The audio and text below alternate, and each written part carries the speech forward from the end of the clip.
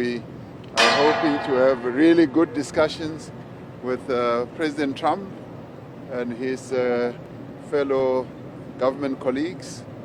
I'm looking forward to a really good and positive meeting, and we're looking forward to a very good outcome for our country, for our people, for the jobs in our country, and good trade relations, and to normalize relations between our two countries. Not let go sovereignty. Economic imperative is the most important here. Well, the trade relations are the most important. That's what has brought us here. We want to come out of the United States with a really good trade deal, investment promotion.